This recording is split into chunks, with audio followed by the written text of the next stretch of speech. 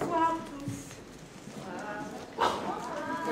Nous allons vous présenter Barbe Bleue, d'après le conte de Charles Perrault, mais aussi d'après le travail de plusieurs conteurs, dont la conteuse Clara Pinkola Estés, qui a une autre version, une autre vision de Charles Perrault, et aussi d'après les improvisations que nous avons faites avec le groupe. Ce sont des ados, ils sont 5 seulement, qui aiment beaucoup le théâtre et qui assurent non seulement Barbe Bleue, mais qui ont un assez gros rôle dans Les Truands, et en plus 2 d'entre eux nous ont dépanné sur 2 autres pièces, ce qui fait qu'ils jouent beaucoup cette année. Il y en a qui viennent tous les jours. Et ce que vous voyez ce soir dans Barbe Bleue, ça n'est pas un conte enfantin et plein de fantaisie, c'est une tragédie. Mythique, certes, mais une tragédie. Alors on a essayé de la traiter comme telle, avec courage, parce que nous savons que nous avons un public familial qui préfère rire, mais on a fait notre travail à fond. Et donc la première chose que nous vous demandons, à part d'éteindre les portables, c'est de ne pas rire par exemple de la barbe de Barbe Bleue. Le jeune homme est un peu jeune, pour porter une barbe si fournie, mais nous avons joué le jeu jusqu'au bout, comme je vous le disais.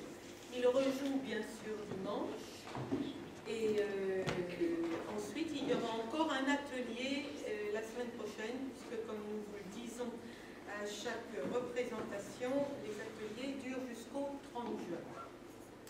Très bon spectacle.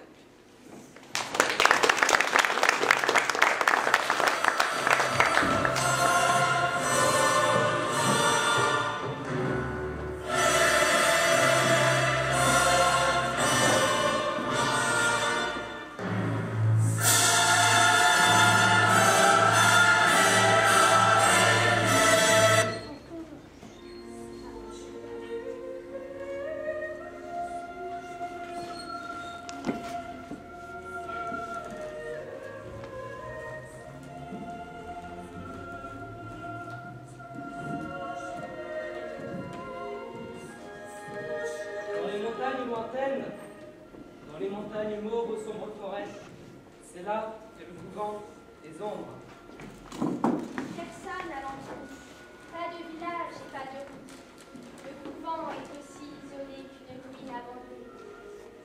C'est là que se trouve un lambeau de barbe, un tout petit morceau en vérité, grand comme le quart de la main.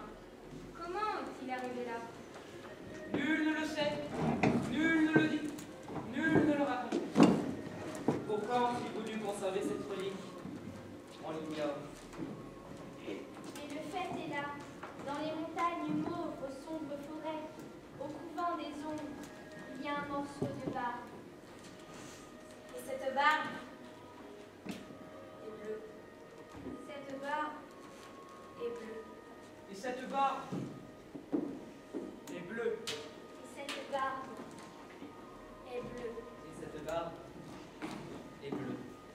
Une amie d'une amie d'une amie de mon amie l'a vue. Elle est absolument bleue. Aussi bleu que l'ombre du grand chêne, aussi bleu que le fond du lac, aussi bleu que le reflet de l'aile du corbeau. On dit qu'elle a appartenu à un homme. Un homme qui fut un grand guerrier. Un amateur de femmes. Et un magicien raté.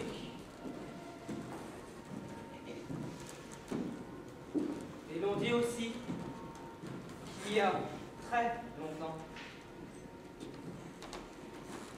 par une nuit sans lune, Une nuit noire et sans ombre. Une nuit noire et sans nom. Le nain bûcheron qui parfois s'aventurait dans cette forêt profonde. la forêt noire et sans ombre, la forêt noire et sans nom. Le nain bûcheron a vu Un homme qui portait un sac. un sac lourd et qui laissait une trace sanglante.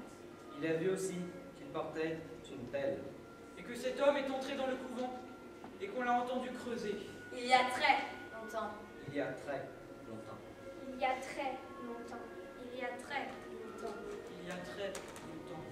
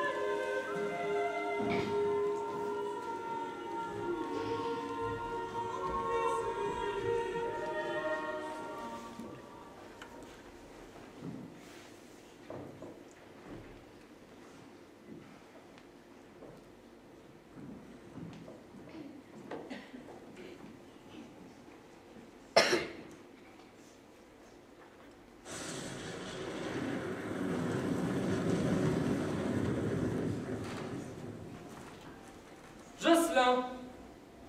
Jocelyn, où es-tu passé? Je suis là, mon maître. Jocelyn, écoute-moi bien.